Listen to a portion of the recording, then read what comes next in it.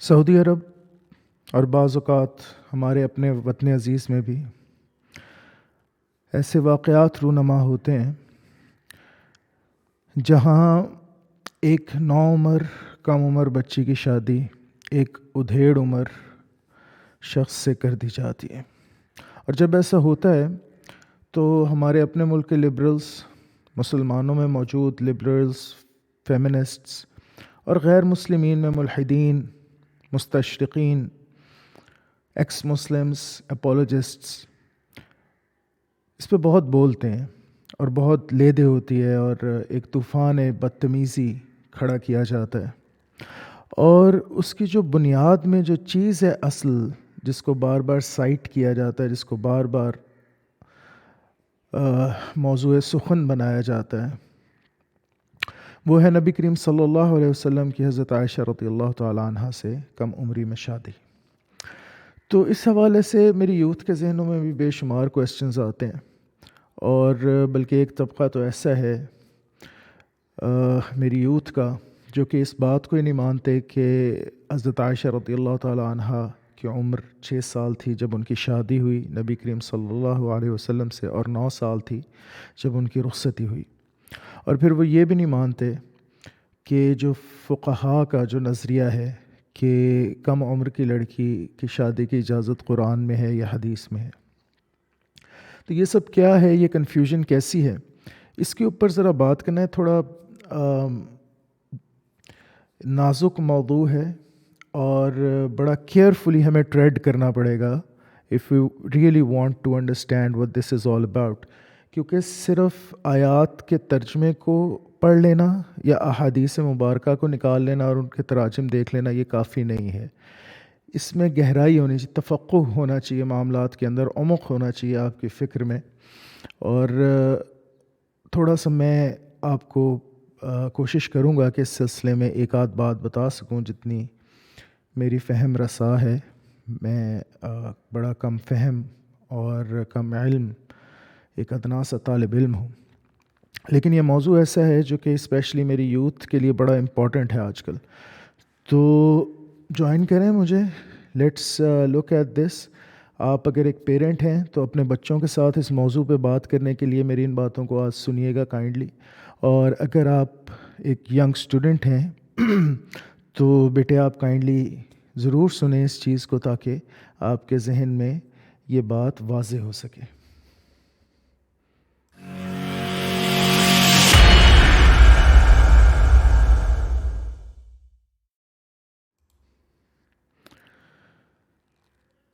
پہلی بات تو یہ سمجھ لیں کہ ہمارے جو فقہاء ہیں، جو اسلام کا جو لاء ہے، جو شریعہ لاء، اس کے اندر جو سکولز آف تھاٹس ہیں، مذاہب ستہ، وہ سب کے سب اس بات پہ متفق ہیں کہ چھوٹی عمر کے بچے بچی کی شادی آپس میں جائز ہے، چھوٹی عمر کے لڑکے کی بڑی عمر کے لڑکی سے شادی جائز ہے، اور بڑی عمر کے مرد کی چھوٹی عمر کی لڑکی سے شادی جائز ہے۔ لیکن کوئی بھی اس سلسلے میں کوئی ایج متعین نہیں کرتا، یہ بات ذہن میں رکھ لیں۔ البتہ وہ کیوں کہتے ہیں کہ صغار سے، صغیرہ سے، یعنی چھوٹی عمر کی بچی سے شادی جائز ہے، اس پہ ان کے 3 استدلال ہیں، انہیں ہمیں سمجھنا پڑے گا۔ جس طریقے سے وہ اس مسئلے کا استنباط کرتے ہیں قرآن و حدیث سے، وہ پہلے ہمیں سمجھنا پڑے گا۔ اس کو سمجھے بغیر ہم ان کا یہ نقطہ نظر نہیں سمجھ سکتے کہ وہ کیوں یہ کہتے ہیں فقہاء، یعنی حنفی، شافعی، مالکی، حنبلی، جعفری، زیدی، یہ سارے جو مکاتب فکر ہیں، یہ کیوں کہتے ہیں کہ چھوٹی بچی سے شادی کی جا سکتی ہے۔ تو اس سلسلے میں سب سے پہلی بات جو جیسے کہ میں نے عرض کی سمجھنے کی ہے کہ ان کی دلائل کیا ہیں، تو وہ 3 چیزوں سے دلیل لیتے ہیں، 3 چیزوں سے۔ پہلی تو جو ان کی دلیل ہے وہ ہے سورۃ طلاق کے اندر جہاں کی آیت جس میں اللہ تعالیٰ فرماتا ہے عدت کے بارے میں کہ وہ عورتیں جن کو حیض آتا ہے تو ان کی عدت طلاق کے بعد 3 ماہ کی ہے، اور جنہیں حیض نہیں آتا کسی مسئلے کی وجہ سے ان کی عدت بھی 3 ماہ ہے۔ اور پھر اسی آیت میں اللہ تعالیٰ مزید فرماتا ہے کہ جن کو ابھی تک حیض نہیں آیا، ان کی عدت بھی 3 مہینے کی ہے۔ اب یہ جب اس آیت میں یہ بات آتی ہے کہ وہ عورتیں جن کو ابھی تک نہیں آیا حیض، ان کی عدت بھی 3 ماہ کی ہی ہے، تو اس سے مفسرین جو متقدمین تھے انہوں نے بھی یہی مطلب نکالا، مترجمین نے بھی یہی مطلب نکالا کہ چھوٹی عمر کی وہ لڑکیاں جنہیں ابھی تک حیض نہیں آیا، ان کی عدت طلاق کے بعد بھی 3 ماہ کی ہے۔ اب یہ تو ہمیں پتہ ہے کہ عدت کس کی ہوتی ہے؟ جس کی شادی ہوئی ہو، جس سے ہم بستری ہوئی ہو۔ اگر ہم بستری نہیں ہوئی تو عدت نہیں ہوتی، تو شادی ہوئی ہو اور ہم بستری ہوئی ہو تو اس کے بعد اس کو طلاق دے دی گئی ہو، تو وہ اس لڑکی کی، اس عورت کی عدت ہوتی ہے۔ تو جب اس آیت میں عدت کا بیان ہو رہا ہے تو اس کا مطلب یہ ہے کہ اگر کہا جا رہا ہے کہ وہ لڑکیاں جن کو ابھی حیض نہیں آیا ان کی عدت بھی 3 مہینے کی، تو اس کا مطلب ہے کہ وہ چھوٹی عمر کی لڑکی جس کو ابھی حیض نہیں آیا، جو ابھی مینسٹرویٹ نہیں کر رہی، اس کے ساتھ بھی شادی اور ہم بستری جائز ہے۔ یہ استدلال ہے پہلا، یہ نص قطعی سے استدلال ہے۔ یہ سورۃ طلاق ہے، اس کی آیت نمبر 4 ہے سورۃ طلاق کی۔ بلکہ ایسا کرتے ہیں کہ مل کے اس آیت کو دیکھ لیتے ہیں، کیونکہ ہو سکتا ہے کہ آپ میں سے کچھ لوگوں کے ذہن میں یہ بھی واضح نہ ہوا ہو کانسیپٹ، تو آئیے اس کو مل کے سرچ کرتے ہیں قرآن.com پہ۔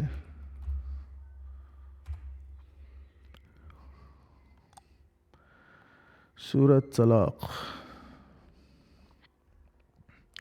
البلد الجن الحق الطلاق،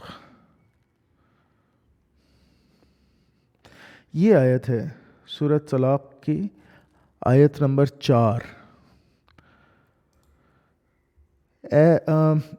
اس میں سے ہم پڑھتے ہیں صحیح انٹرنیشنل، اچھا یہاں پہ صحیح انٹرنیشنل، چلیں نو پرابلم، ہم مفتی تقی عثمانی کی ٹرانسلیشن دیکھ لیتے ہیں۔ And those women from among you who have despaired of further menstruation menopausal، یعنی وہ عورتیں تم میں سے جن کو اب حیض آنا بند ہو گیا، اب وہ مینسٹریٹ نہیں کر رہی، مینوپاز ہے۔ if you are in doubt their عدہ is 3 months، واللاتی یئسن من المحیض من نسائکم ان ارتبتم فعدتہن 3 اشہر، ان کی عدت ہے 3 مہینے جو مینوپوزل ہیں۔ واللائی لم یحدن، and those who have not yet menstruated as well as of those who have not yet menstruated۔ یہ ہے لفظ واللائی لم یحدن، اور وہ جن کو ابھی تک مینسٹرویشن نہیں آئی۔ اب اس سے مراد سیدھا سیدھا یہاں پہ کیا لیا جا رہا ہے؟ یہاں پہ یہی لیا جا رہا ہے مراد کہ چھوٹی عمر کی لڑکیاں جنہیں ابھی تک مینسٹرویشن نہیں آئی۔ تو یہ پہلا استدلال ہے، یہ میں نے آپ کو آیت دکھا دی، آیت شریف۔ یہ اس آیت شریفہ کو دیکھ لیں دھیان سے، آپ کو سمجھنے میں آسانی ہوگی کہ ہمارے جو فقہا ہیں وہ استدلال کس چیز سے کر رہے ہیں۔ ٹھیک ہے جی، تو یہ تو پہلی ان کی دلیل ہے۔ دوسری ان کی دلیل ہے حضرت اماں عائشہ رضی اللہ تعالی عنہا کی زواج سے۔ اب اس کے اندر یہ مسئلہ آتا ہے کہ آج کل جو ماڈرن لبرل مسلم تھنکرز ہیں وہ یہ کہنا شروع ہو گئے ہیں کہ حضرت عائشہ کی عمر رضی اللہ عنہا 6 سال نہیں تھی، 16 سال تھی جب ان کی شادی ہوئی، اور 9 سال نہیں تھی، 19 سال تھی جب ان کی رخصتی ہوئی۔ اس سلسلے میں عرض یہ ہے کہ ان کی اگر کتب کا آپ مطالعہ کریں، جو 2-3 کتابیں ہیں جو انہوں نے لکھی ہیں، تو اس کے اندر کوئی دلیل ایسی بن نہیں پائی جس کو آپ برہان قاطع کہہ سکیں. یہ بات ثابت نہیں ہوتی. اختلاف سے آپ تھوڑا 6 سے 7 سال 8 سال کر لیں عمر، اور 9 سے 10 سال 11 سال میکسیمم 12 سال تک لے جائیں. اس سے زیادہ 16 17 18 سال کی عمر ثابت نہیں ہوتی، ایٹ لیسٹ میری کم فہمی میں. میں نے جب یہ کتب پڑھی تھیں یہ عمر والی، تو ایک زمانے میں کچھ عرصہ مجھ پہ بھی ایسا گزرا تھا کہ میں بھی یہ بلیو کرنا شروع ہو گیا تھا کہ جی نہیں، یہ واقعی یہ بات صحیح ہے ان لبرلز کی کہ حضرت عائشہ رضی اللہ تعالی عنہا کی عمر زیادہ تھی.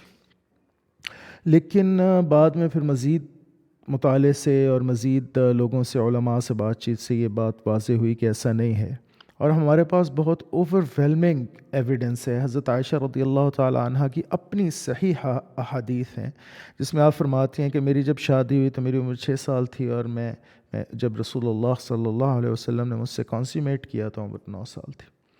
تو اس لیے ہمارا ڈومیننٹ جو بیانیہ ہے، ہمارا جو نیریٹو ہے وہ یہی ہے. اور اس بارے میں نے اس سے جو پچھلی اپنی پوڈ کاسٹ ہے اس میں بڑی تفصیل سے گفتگو کی ہے. اگر آپ سننا چاہیں تو اس کو کائنڈلی ملاحظہ فرمائیں.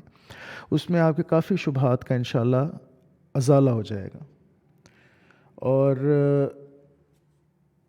میں اسپیشلی اپنی یوتھ کو یہ کہنا چاہتا ہوں کہ بیٹے اس بارے میں ابہام میں مت پڑا کریں. یہ نبی کریم صلی اللہ علیہ وسلم کی ایک پریویلیج ہے، اور ایک بہت بڑی ایک میریکل ہے، جو میں تو اس کو ایز اے میریکل لیتا ہوں. کہ دیکھیں، حضرت عائشہ رضی اللہ تعالی عنہا سب سے بڑی فقیہہ ہیں ہمارے دین میں، اسلام میں، اور ان سے جتنی روایات مروی ہیں فقہ کے باب میں وہ شاید کسی اور سے نہیں ہیں، اور ان کے کندھوں پہ پوری عمارت ہمارے آئلی نظام کی کھڑی ہے. تو اس لیے یہ میریکل ہے جو ان کے تھرو ہوا. اور میں تو ذاتی طور پہ اس کو کوئی شرعی دلیل نہیں سمجھتا. نبی کریم صلی اللہ علیہ وسلم کی کچھ چیزیں ایسی بھی ہیں ان کی سنت مطہرہ کی جو ان کے ساتھ خاص ہیں. ایکم مثلی، میرے نبی صلی اللہ علیہ وسلم نے فرمایا تم میں سے کون ہے جو میری مثل ہے. تو کچھ چیزیں ایسی بھی ہیں وہ ہمارے لیے مشعل راہ ہیں، آپ کی سیرت جو ہے قیامت کے دن تک. لیکن ان کی کچھ سنن ایسی ہیں جو انہی کی ذات کے ساتھ خاص ہیں، ان میں ہم تصرف نہیں کر سکتے. ہم اس کے مطابق نہیں اپنے آپ کو ڈھال سکتے، نہ ہی ہم اس سلسلے میں یہ کہہ سکتے ہیں کہ جی کیونکہ نبی کریم صلی اللہ علیہ وسلم نے ایسا کیا تو اس لیے ہم بھی ایسا کریں گے. انہوں نے 13 شادیاں کی ایک وقت میں، ہم تو نہیں کر سکتے. تو بہرحال تو اس کے لیے اس بات کے حوالے سے آپ میری پچھلی جو اس سے بالکل پچھلی پوڈ کاسٹ ہے جو اس کا پارٹ 1 ہے اس پوڈ کاسٹ کا، وہ آپ کائنڈلی ملاحظہ فرمائیں. تو یہ اسٹیبلش ہو گیا ہمارا بیانیہ یہ ہے اہل السنہ والجماعہ کا کہ حضرت عائشہ رضی اللہ تعالی عنہا کی عمر 6 سال تھی جب ان کی شادی ہوئی، اور 9 سال تھی جب رخصتی ہوئی. تو یہ دوسری دلیل ہے ان فقہا کی اس بات کو کرنے میں کہ چھوٹی عمر کی لڑکی سے شادی جائز ہے. ایک اس میں تیسری دلیل بھی ہے، وہ اس طرح سے ہے کہ ام کلثوم کی، حضرت ام کلثوم کی عروہ بن زبیر سے شادی ہوئی، اور حضرت ام کلثوم کی عمر جب ان کی شادی عروہ بن زبیر سے ہوئی تو اس وقت ان کی عمر بہت تھوڑی تھی. کتنی عمر تھی ایگزیکٹلی یہ ہمیں شاید پتہ نہیں ہے، لیکن بہرحال ان کی عمر کافی کم تھی، بڑی چھوٹی تھیں وہ. وہی صغیرہ آتا ہے، روایات میں آتے ہیں ہی صغیرہ. تو اس لیے یہ بات جو ہے یہ ثابت ہوتی ہے آثار سے بھی. یعنی پہلی دلیل اس میں آ گئی قرآن کی، دوسری دلیل آ گئی حدیث کی، اور تیسری دلیل آ گئی آثار صحابہ کی. تو اس لیے یہ 3 نصوص قطعیہ ہیں جن سے ہمارے فقہا یہ رولنگ ڈیرائیو کرتے ہیں کہ چھوٹی عمر کی لڑکی سے شادی میں کوئی قباحت نہیں ہے. لیکن اس سلسلے میں عرض یہ ہے کہ کوئی بھی ان میں سے فقیہ یہ نہیں کہتا کہ عمر یہ ہے، یعنی کم از کم عمر یہ ہے، کیونکہ دیکھیں اگر اس کو آپ مطلقاً چھوڑ دیں تو پھر 3 مہینے کی بچی سے بھی شادی کی اجازت ہے کیا؟ ایسا تو نہیں ہے نا، یہ تو بعید از قیاس ہے مسئلہ۔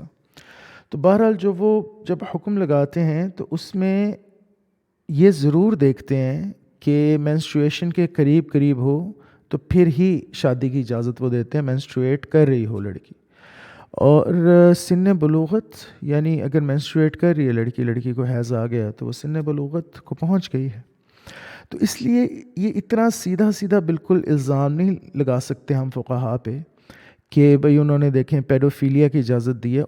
یہ جو اصول ہے یہ کوئی بھی فقیہ نظر انداز نہیں کرتا، وہ جو نو ہارم پرنسپل ہے، وہ جو اصول ہے، میں نے پچھلی پوڈ کاسٹ میں بھی عرض کیا تھا، عاشروہن بالمعروف، یہ جو اصول ہے کہ کسی قسم کا ہارم نہیں پہنچنا چاہیے نہ لڑکی کو نہ لڑکے کو، یہ اصول کوئی بھی نظر انداز نہیں کر سکتا، نہ ہی کرتا۔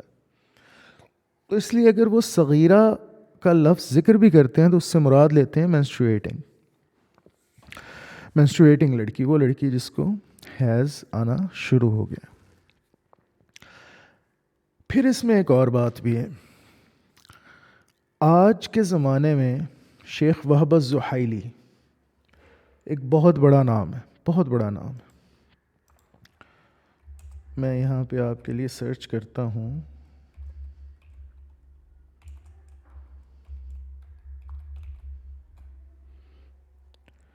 یہ شیخ وہب الزحیلی، ان کی کتاب ہے الفقہ الاسلامی و ادلتہ، الفقہ الاسلامی و ادلتہ،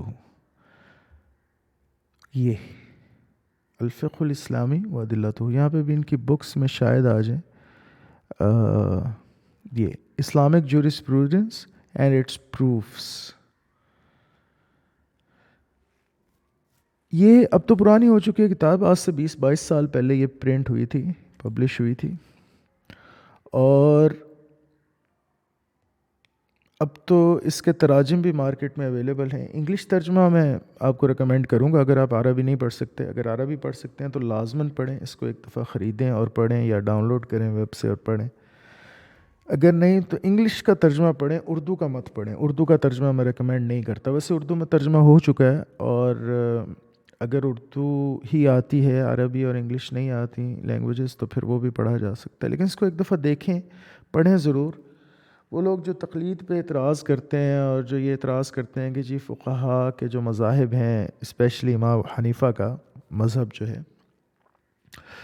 وہ تو کسی وہ مطلب انہیں تو حدیث کا پتہ ہی نہیں تھا، بہت سے لوگ یہ کہتے ہیں، اور اس کی بیس میں ان کی جو دلائل ہیں، ان کی بیس کیا ہے، کون سے نصوص ہیں، کون سے ٹیکسٹس ہیں سیکریلیجس۔ تو یہ اگر جاننے کا آپ کو شوق ہے تو ضرور اس کو آپ پڑھیں، اس کتاب کو ضرور پڑھیں۔ اس میں چاروں مذاہب، جو 4 اہل سنہ والجماعہ کے مذاہب ہیں، ان کی ہر فتویٰ کے لیے، ان کی ہر رولنگ کے لیے دلیل جو ہے وہ اس کتاب میں دی گئی ہے۔ اور ویسے دیوبند مکتبہ فکر سے حنفی لاء کے اوپر اس حوالے سے ایک بہت بڑی کتاب ہے، اب میرے ذہن میں اس کا نام ابھی مستحضر نہیں ہے، دلائل السنن شاید نام ہے اس کا، اعلاء السنن، اعلاء السنن۔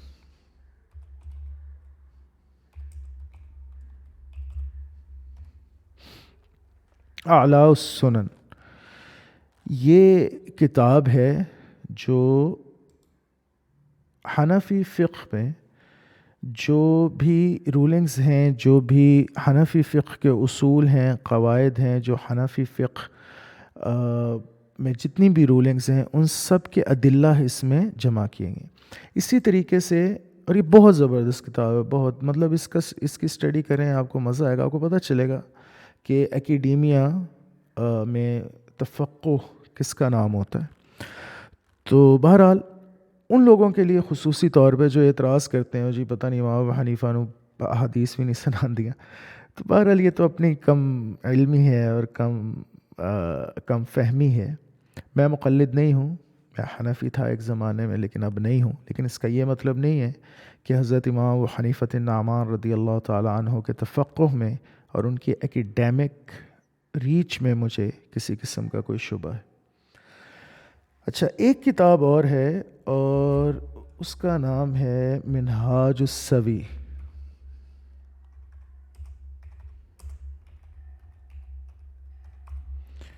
یہ بھی اسی طرح کی ایک کاوش ہے جس طرح کی کاوش ابھی میں نے آپ کو یہ دکھائی، اور یہ طاہر القادری صاحب نے لکھی، ڈاکٹر طاہر القادری نے، بڑے عالم ہیں وہ بھی۔ تو اگر آپ نے مختصراً پڑھنی ہے، کیونکہ اعلاء السنن جو ہے وہ کافی ضخیم کتاب ہے اور کئی والیومز پہ ہے، تو اگر آپ نے مختصراً جلدی جلدی پڑھنا ہو کہ ہماری کس رولنگ کی کیا دلیل ہے جو امام ابو حنیفہ لائے ہیں، تو یہ منہاج السوی کے اندر انہوں نے احادیث نبویہ کو سب کو ذکر کر دیا ہے ڈاکٹر طاہر القادری نے، کہ یہ رولنگ اس حدیث سے، یہ رولنگ اس حدیث سے، وعلی ھذا القیاس۔ تو بہرحال یہ تو جملہ معترضہ کے طور پہ آئی ڈائیگریس۔ واپس آتے ہیں موضوع کی طرف۔ شیخ وہب الزحیلی کی بات ہو رہی تھی، تو شیخ وہب الزحیلی کے حوالے سے میں یہ عرض یہ کر رہا تھا کہ یہ one of the topmost academic scholars, research scholars ہیں آج کی دنیا میں اسلامک لا اور جورسپروڈنس میں۔ تو ان کی کتاب ہے الفقہ الاسلامی و ادلتہ، اتھارٹی سمجھی جاتی پوری دنیا میں۔ جب وہ اس کتاب کے اندر اس چیز کا ذکر کرتے ہیں کہ چھوٹی لڑکی سے، صغیرہ سے شادی کرنے کے باب میں، تو وہ چاروں جو ائمہ ہیں ان کی بات کرنے سے پہلے وہ ایک بات کرتے ہیں بڑی زبردست، اور یہ ان کا اصول ہے پوری کتاب میں۔ وہ قول فیصل پہلے ذکر کر دیتے ہیں، پھر بعد میں اجمال کی تفصیل بتلاتے ہیں۔ تو وہ یہ کہتے ہیں کہ عثمان البتی، ابو بکر الاصم اور ابن شبرمہ، تین لوگوں کے نام لیتے ہیں وہ، کہ یہ تین لوگ جو ہیں، اور یہ بڑے فقیہ ہیں، اپنے زمانے کے بڑے جورسٹس ہیں، بہت بڑے بڑے جورسٹس ہیں، کہ یہ تین لوگ جو ہیں یہ اس باب میں یہ کہتے ہیں کہ چھوٹے بچے اور چھوٹی بچی سے شادی نہیں ہو سکتی جب تک کہ وہ بلوغت کو نہ پہنچ جائیں، اور بلوغت سے مراد لیتے ہیں لا آف دا لینڈ کے اندر جو ایج ہے کانسینٹ کی، جس کے بعد وہ لڑکا یا لڑکی سوئے جورس ہو جاتے ہیں۔ اور اس کی دلیل یہ ہے کہ اللہ تعالیٰ قرآن شریف میں فرماتا ہے حتی اذا بلغ النکاح، حتی اذا بلغ النکاح۔ تو یہ میں نے آپ کو حوالہ میں آپ کو اس لیے دے رہا ہوں، یہ میں نے اتنی لمبی بات اس لیے کی کہ کوئی یہ نہ سمجھے کہ اب میں جو بات کرنے جا رہا ہوں یہ فقط میں ہی کر رہا ہوں، کسی اور نے نہیں سمجھی، نہیں۔ آج کے زمانے میں جتنے بھی بڑے علماء ہیں، پراپر آرتھوڈاکس اسلام سے، رائٹ ونگ سے بلانگ کرنے والے، اہل السنہ والجماعہ کے، وہ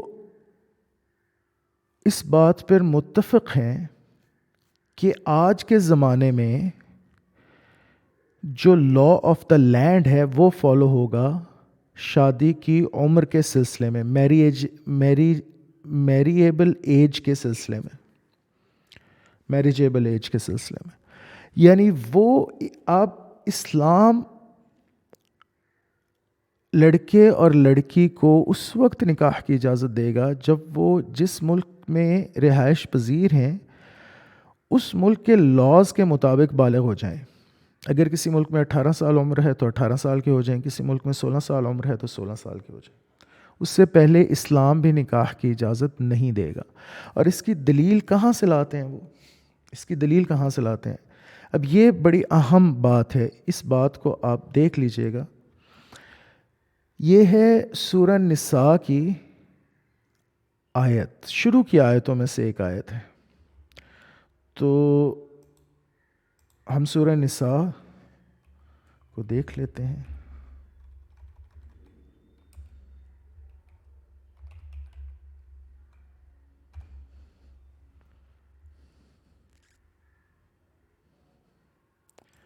غالباً یہ 6 نمبر آیت ہے سورہ نساء کی، دیکھ لیتے ہیں ابھی. یس، یہ دیکھیں، وابتلوا اليتامى حتى إذا بلغوا النكاح فإن آنستم منهم رشدا فادفعوا إليهم أموالهم ولا تأكلوها إسرافا وبدارا أن يكبروا. بات تو یہ ہو رہی ہے آرفنز کی. تو اس میں اللہ کہہ رہا ہے test the competence of the orphans until they reach a marriageable age. اب یہ جو ہے نا، یہ مین چیز ہے، ایج آف میریجیبل ایج، نکاح کی عمر تک، یعنی سن بلوغت.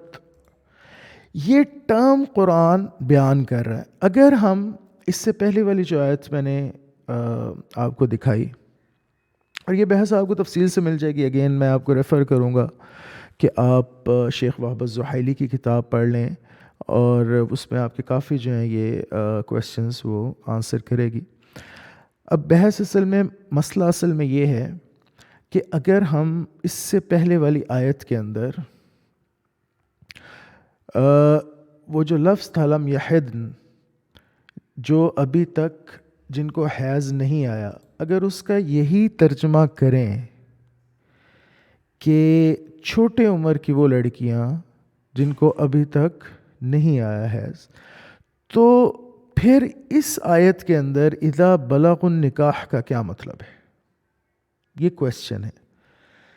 پھر تو ان دونوں کے درمیان کانٹرڈکشن آ گئی، کیونکہ اگر آپ اس آیت سے مراد یہ لے رہے ہیں کہ اللہ تعالیٰ فرما رہا ہے کہ وہ کم عمر لڑکیاں جن کو ابھی تک حیض نہیں آیا ان کے ساتھ بھی شادی جائز ہے، تو پھر تو وہ پیدائش کی عمر سے شروع ہو جائیں گی.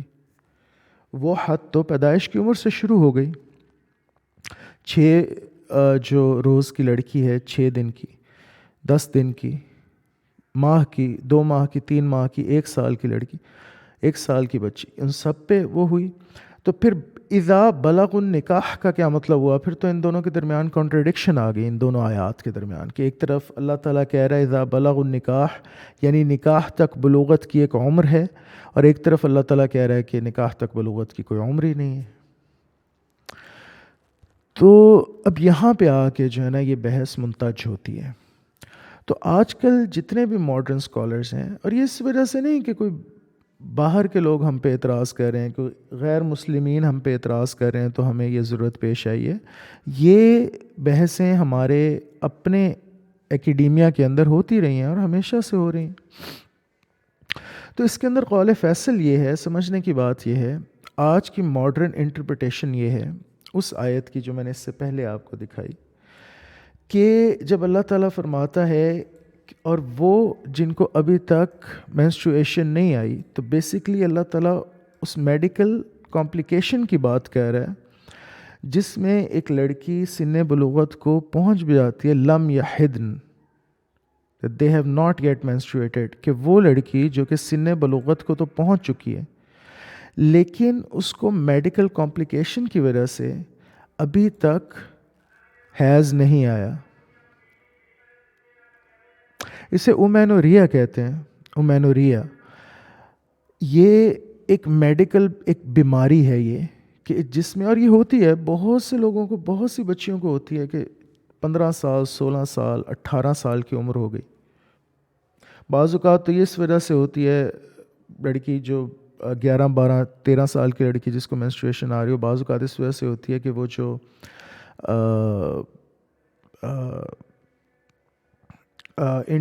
وجائنا کے اندر جو سیل ہوتی ہے وہ ابھی ٹوٹی نہیں ہوتی، تو اس کو آپریشن کر کے اس سیل کو توڑا جاتا ہے، تو پھر مینسٹریشن ٹھیک ہو جاتی ہے. اور بعض اوقات یہ مسئلہ ہوتا ہے، اومینوریا ہوتا ہے، جس کی وجہ سے مینسٹریشن نہیں آتی. تو یہ میڈیکل ایک پرابلم ہے کہ لڑکی 14 سال، 15 سال، 16 سال، 18 سال کی ہو چکی ہے لیکن اس کو مینسٹریشن نہیں آ رہی. تو اس آیت کے اندر یہ ذکر ہے کہ اس میڈیکل کنڈیشن کا ذکر ہے، کیونکہ Allah is all knowing, Allah talks about everything, اور اللہ نے کوئی تشنگی نہیں چھوڑی کسی مسئلے میں.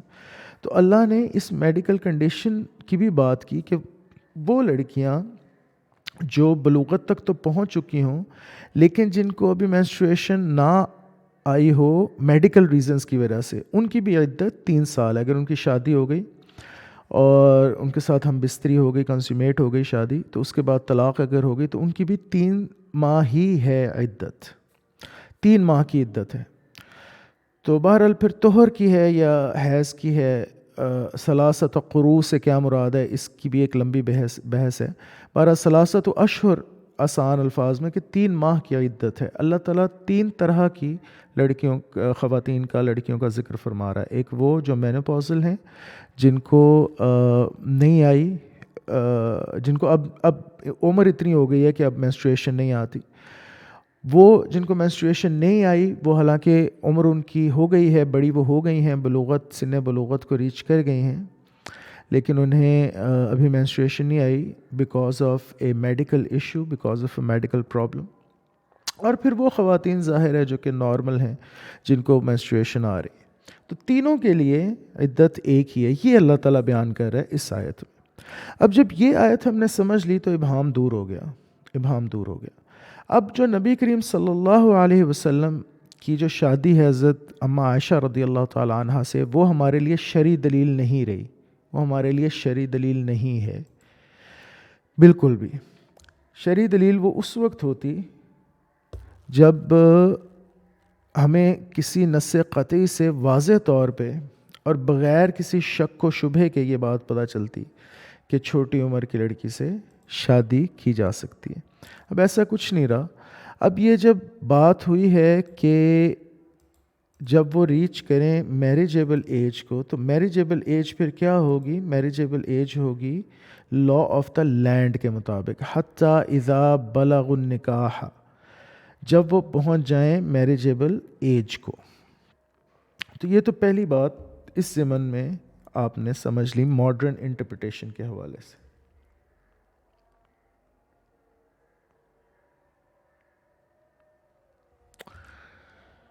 تو یہ تو بات ایک آ گئی. اچھا، اس کے اندر بڑا اہم جو اصول ہے وہ سمجھنے کا وہ یہ ہے کہ بلغ النکاح میں اللہ تعالیٰ نے کسی بھی اسپیسیفک ایج کا ذکر نہیں فرمایا. اللہ تعالیٰ یہاں پہ کوئی اسپیسیفک ایج نہیں بتا رہا. تو اس کا سیدھا مطلب یہ ہے کہ آپ لا آف دا لینڈ کو دیکھیں گے. بلغ النکاح، بلوغت، سن بلوغت کیا ہوگا، میریجیبل ایج کیا ہوگی شریعت کے اندر، وہ وہی ہوگی جو اس لینڈ کا لا ہے. اور اس ضمن میں اب بات یہ ہے کہ سعودی عرب کے اندر تو کوئی اسپیسیفک ایج انہوں نے نہیں رکھی ہوئی، کوئی اسپیسیفک ایج نہیں ہے ان کے لیے. تو وہاں پہ پھر آپ کیا کریں گے؟ وہاں پہ پھر ظاہر ہے مفتی حضرات اس طرح کے فتوی دیتے ہیں. 11 سال کی عمر کی لڑکی سے 60 سال کی عمر کے شیخ صاحب شادی کر رہے ہیں، اور 9 سال کی عمر کی لڑکی سے 40 سال کی عمر کا جو مرد ہے وہ شادی کر رہا ہے، 14 سال کی عمر کی لڑکی سے 70 سال. تو یہ تو پھر مسئلے مسائل اس ملک کے ہیں. اس میں آپ اسلام کے اوپر تو کوئی اعتراض نہیں کر سکتے نا. اسلام کا اس سے کوئی تعلق نہیں. اسلام کے حوالے سے میں نے آپ کو ماڈرن ریسرچرز کا بھی نقطہ نظر بتا دیا، میں نے آپ کو آیات سے نصوص قطعیہ سے دکھا دیا، دونوں نص آپ کو دکھا دیا، دونوں ٹیکسٹس اور ان کی انٹرپریٹیشن. اور یہ ہوا ہے متقدمین نے تو بہت سی آیات کے مطالب پراپر وہ بیان، مطلب پراپر بیان کرنے سے مراد یہ ہے کہ بہت سی ان کے تراجم اور تفاسیر ایسی ہیں جن میں بہتری کی گنجائش رہی، اور آج کی جو ماڈرن نالج ہے ہمارے پاس اس کے مطابق ہم انہیں بہتر انٹرپریٹ کر سکتے ہیں. مثلا سائنٹیفک بہت سی ایسی آیات ہیں جن میں سائنٹیفک فیکٹس کا ذکر ہوا ہے، اور متقدمین نے کچھ ٹھوکر کھائی انہیں بیان کرنے میں، کیونکہ ظاہر ہے اس وقت ان کے پاس اتنا ایڈوانس نالج نہیں تھا، یہ ٹولز اویلیبل نہیں تھے. تو اسی طریقے سے اس طرح کے بعض معاملات کے اندر بھی ظاہر ہے بہتری کی گنجائش رہتی ہے ترجمے میں. ہم کبھی بھی فہم کل اور عقل کل ہونے کا دعویٰ تو نہیں کر سکتے. تو اس لیے متاخرین کی جو تفاسیر ہیں وہ جب آپ پڑھیں گے، اور متاخرین کی جب آپ یہ بحث اس سلسلے میں جب آپ اس کو ایکسس کریں گے تو آپ کے ذہن میں یہ مسائل واضح ہو جائیں گے. تو یہ مسئلہ تو ہم نے سمجھ لیا کہ اب لا آف دا لینڈ ہے جو کہ گورن کرے گا ایج آف میرج کو شریعت میں. یہ بات سمجھ لیں آپ. اور یہ کیا اس کا نام ہے، سعودی عرب والے مسئلے کی میں نے آپ کو بات بتا دی کہ یہ ان کا انٹرنل معاملہ ہے. یہ آپ ان پہ اعتراض کریں ایز اے گورنمنٹ، یا آپ ان پہ اعتراض کریں ایز عرب یا سعودی پیپل. اس اعتراض کو اب اسلام کے ساتھ نہیں جوڑا جا سکتا مزید. پاکستان میں البتہ جب بھی ایسا ہوتا ہے پرچہ کٹتا ہے، بالکل پرچہ کٹتا ہے. یہ میری آنکھوں دیکھی بات ہے، اور میں اس بات کا آپ کو واضح طور پہ بتا سکتا ہوں کہ اس پہ پرچہ کاٹا جاتا ہے اور بڑی سختی سے پیش آتی ہے پولیس. جو اس ضمن میں جو مرد ہوتا ہے اس کے ساتھ بڑی بری طرح پیش آیا جاتا ہے. تو پاکستان میں تو اس کے خلاف لا موجود ہے، کم عمر کی لڑکی سے شادی کے خلاف. تو اگر کوئی کرتا ہے وہ غیر قانونی.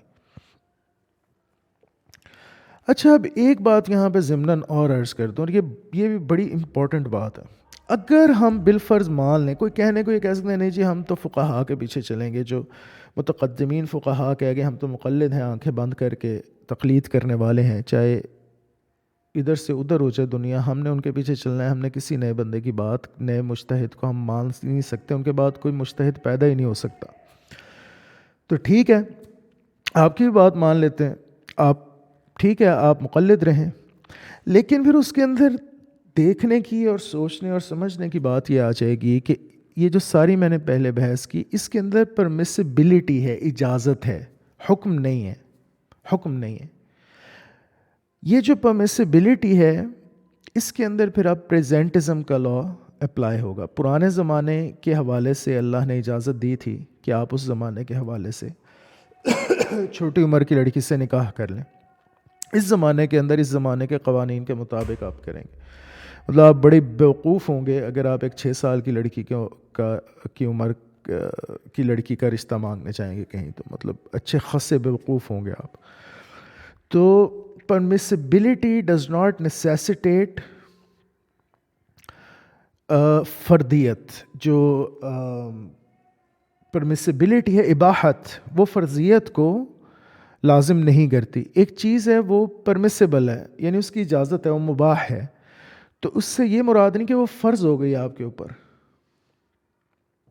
اگر چھوٹا گوشت کھانا کی بھی اجازت ہے، بڑے گوشت کھانے کی بھی اجازت ہے، مرغی کھانے کی بھی اجازت ہے، تو اس کا یہ مطلب نہیں کہ آپ پہ فرض ہو گیا کہ آپ ایک ہی وقت میں مرغی، چھوٹا گوشت، بڑا گوشت تینوں مکس کر کے کھائیں گے. عام فہم کی بات ہے. پرمیسیبلٹی ہے، مباح ہے. اگر ہم مان بھی لیں آپ کی یہ بات کہ فقہا نے جو کہا ہے وہی درست ہے، اس کے علاوہ کوئی شخص کوئی بات نہیں کر سکتا. اگر فار ایگزامپل ہم یہ ایبسرڈ پوائنٹ آف ویو مان بھی لیں، تو بھی میرے بھائی، میری بہن، میرے بیٹے، میری بیٹی، تو بھی یہ پرمیسیبلٹی ہے، اس میں فرضیت نہیں ہے. یعنی اجازت ہے ان آیات کے، اگر اس آیت کے اندر اور اس حدیث کی روح سے، تو اجازت اس وقت کے لیے تھی جب ایسا ہوتا تھا. اب ایسا نہیں ہوتا تو اب اس لیے وہ چیز ریلیونٹ نہیں ہے. ٹھیک ہے، یہ بات آپ نے ضمناً سمجھ لی. اگر کوئی اعتراض کرنے والا یہ اعتراض کرے. سب سے بڑی بات یہ ہے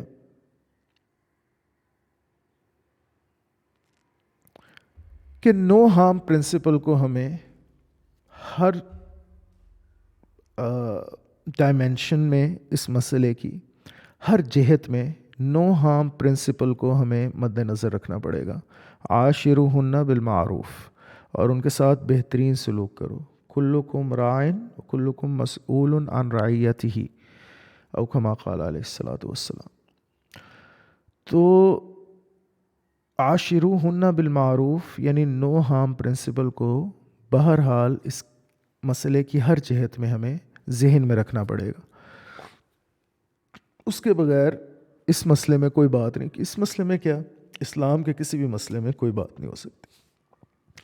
تو مجھے امید ہے کہ کچھ نئی باتیں آپ لوگوں کو آج کے ڈسکشن میں پتہ چلی ہوں گی. میں نے کوشش کی ہے کہ یہ مسئلہ کھول کے بیان کر دوں، واضح کر کے، تاکہ کوئی اور ابہام رہے نہ. پہلی بات تو یہ ہے کہ ماڈرن انٹرپریٹیشنز موجود ہیں اس فقہی مسئلے کی، اور وہ کوئی میں نہیں کر رہا، کوئی فرد واحد نہیں کر رہا، انسٹیٹیوشنز کر رہی ہیں وہ. اس کے لیے میں نے آپ کو ببلیوگرافی بھی دے دی. دوسری بات یہ ہے کہ اگر ہم اس ماڈرن ریسرچ پہ نہ بھی جائیں اور کہیں کہ جی نہیں، ریسرچ وہی ہے جو متقدمین کر گئے، اس کے بعد ریسرچ کا دروازہ بقول امام غزالی بند ہو گیا، تو بھی پرمیشن ہے، تو بھی چھوٹی لڑکی میکسیمم آپ جو مسئلہ نکال سکتے ہیں وہ یہ کہ چھوٹی لڑکی سے شادی کی اجازت ہے، وہ فرض نہیں ہے۔ تو اس لیے آج کے زمانے میں ہم اس کو میکسیمم جتنا ہو سکے گا اوائڈ کریں گے، ہم بے وقوف نہیں بنیں گے، اور نہ ہم بے وقوف ہیں کہ ہم ایسی چیزوں کی اجازت دیتے پھریں اور اسلام کا نام بدنام کریں۔ ہم اس کو واضح کریں گے، ہم اس کو انٹرپریٹ کریں گے، اس کی تشریح کریں گے اور بتائیں گے کہ اسلام کے اندر اس چیز کی اجازت ہے، کیونکہ پرانے زمانے میں ایسا ہوتا تھا، کسٹم تھا۔ اور میں نے آپ کو پچھلی پوڈ کاسٹ میں دکھا بھی دیا کہ ایون یورپ کے اندر 14 سال کی لڑکی سے شادی جو ہے وہ لیگل ایج تھی، اور ایک زمانے میں وہ تو بلکہ شیکسپیرین ایج کے اندر تھی، اس سے پہلے اگر آپ مڈل ایجز میں چلے جائیں تو 7 سال کا میں نے آپ کو دکھایا، اگر انہیں لکھا ہے کہ اگر 7 سال کا لڑکا ہو یا لڑکی ہو اور وہ میرٹل کانٹریکٹ میں انٹر ہونا چاہے تو وہ ہو سکتا۔ تو بہرحال یہ آج کا موضوع تھا، یہ آج کی بحث تھی۔ مجھے امید ہے کہ آپ کو کچھ نہ کچھ سیکھنے کا موقع ضرور ملا ہوگا۔ اگر کوئی ایک بھی بچہ یا بچی، کوئی ایک بھی شخص میری ان باتوں سے کچھ سیکھ سکے، سمجھ سکے، تو قیامت کے دن انشاءاللہ یہی باعث نجات ہوگا۔ اور اگر آپ کو ابھی بھی کوئی ابہام ہے تو آپ بلا تکلف پوچھیے، کامنٹس میں یا فیس بک پہ آپ بلا تکلف پوچھ سکتے ہیں، میں انشاءاللہ کوشش کروں گا کہ اس کا جواب فوری طور پہ آپ کو دوں۔ اپنا خیال رکھیے گا۔ والسلام علیکم ورحمۃ اللہ۔